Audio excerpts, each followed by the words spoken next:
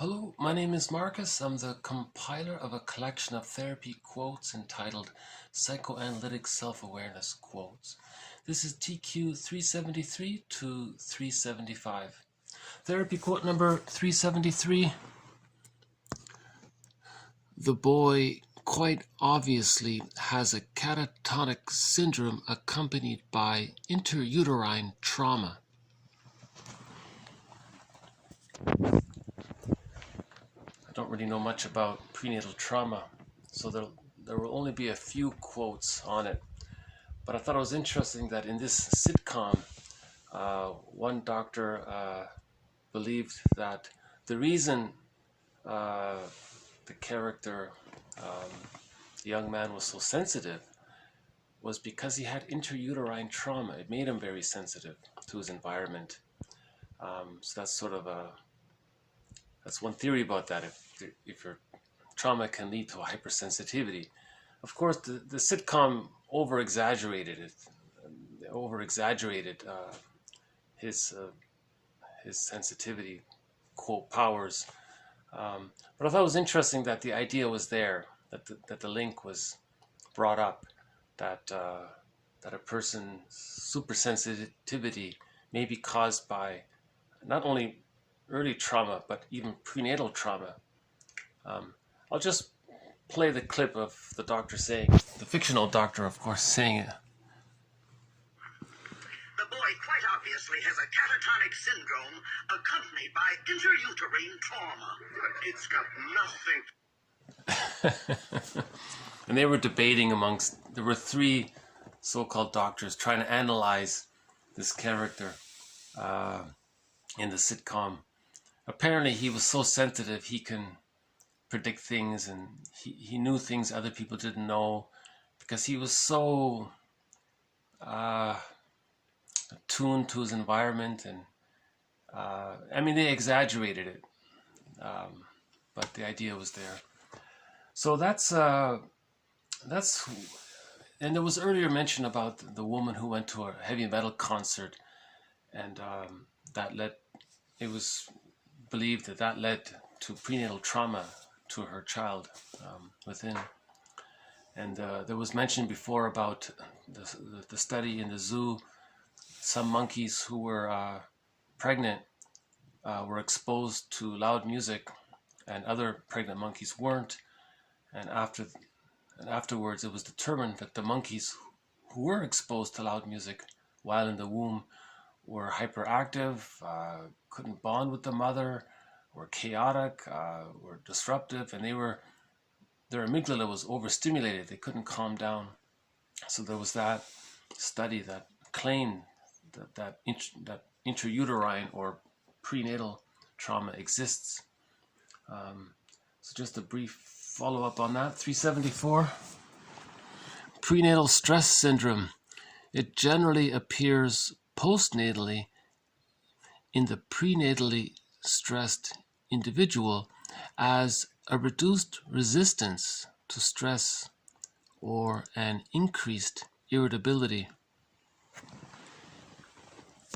So he's saying that there's such a thing, he's defining a syndrome called prenatal stress syndrome.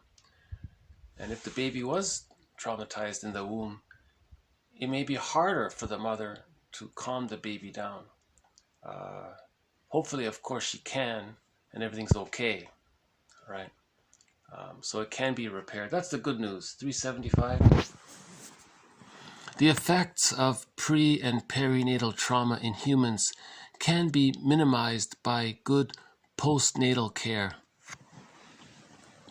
Not only minimized, but just completely healed, I would think. He's saying at least it can be minimized. To what degree? Maybe he left that open, or maybe he wrote about it elsewhere. So that's part of the existential dilemma that our parents may have had. Maybe the parents had prenatal trauma, right?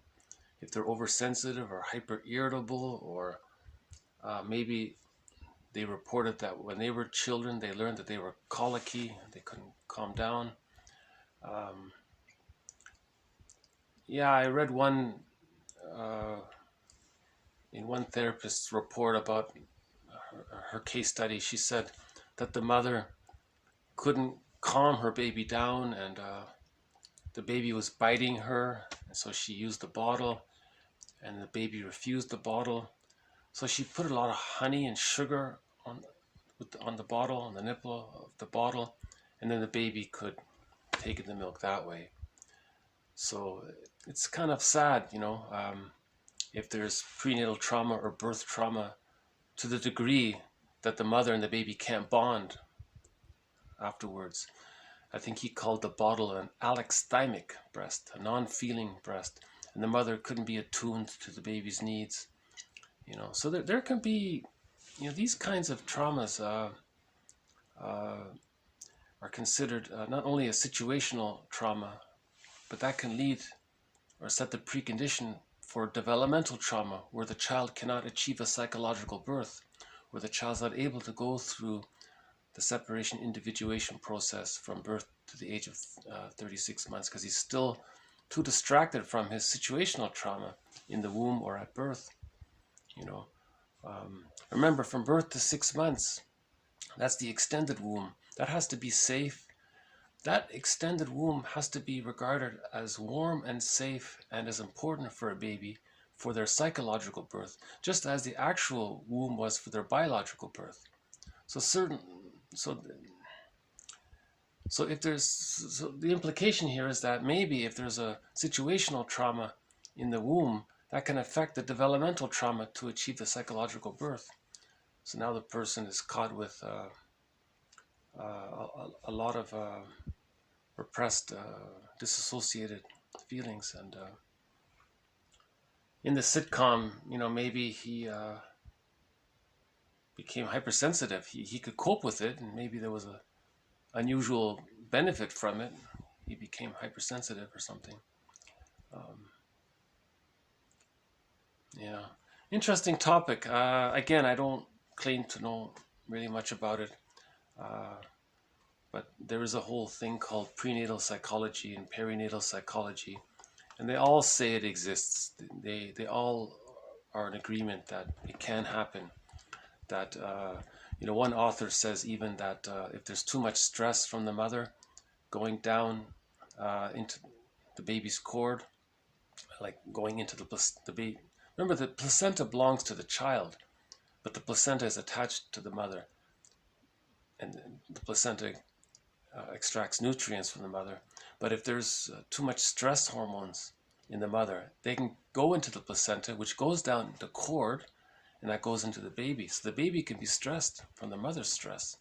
So an overly stressed mother can create an overly stressed baby. And one author calls that an unwelcoming womb. The womb was too unwelcoming. And another author theorizes that in mythology, you see, if there's prenatal trauma, that's expressed in mythology in all of those frightening scenes. All of the frightening scenes in mythology is a metaphor for the prenatal trauma. That's right. Or if it was blissful, then there could be positive, blissful scenes in mythology. So some authors think that mythology is actually not so much from birth to 3 months, but maybe mythology is from within the womb, and fairy tales are from birth to 3 years. All right. So that's one theory. Maybe mythology represents the intensity of the feelings that occur in the womb. And another author said, why is the baby kicking? He's under stress. If the baby's kicking, don't celebrate that as something happy. The baby's under duress. He's scared. He's kicking. That's a sign that he's under prenatal stress. And if there's too much of that, he may end up with prenatal trauma or interuterine trauma, which can be resolved with a secure attachment after birth. So that's okay. Yeah, so I'll have a few more quotes in the future about prenatal trauma, and maybe a few on birth trauma. This series is more about developmental trauma, about not getting the psychological birth, right? But the situational trauma of the prenatal trauma and birth trauma, that's sort of little bit separate thread, I guess. But to the best of my ability, I'll include some quotes on prenatal trauma and birth trauma. Yeah, difficult topic, isn't it? Yeah, it's hard to think about, really. You know, mothers really need to create a welcome, what one author called a welcoming womb. And then the birth is smooth. In one motion, the baby's handed to the mother. All the hormones are there. They bond. The cord stays. The placenta stays. Let it fall off. They belong to the baby. They're a part of the baby. That's his support system. They'll fall off on their own accord in a day or two later. You know, and then the mother and the baby bond.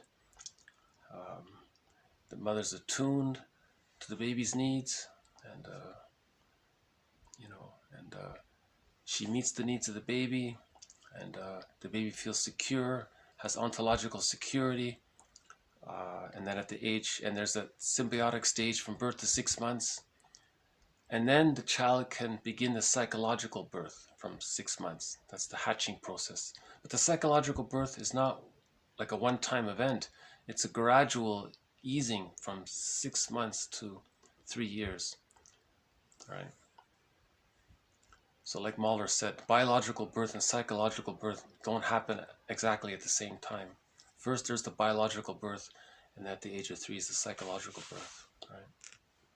But situational trauma, like prenatal trauma and birth trauma, in theory can affect or make it more difficult for the mother to offer a secure attachment style.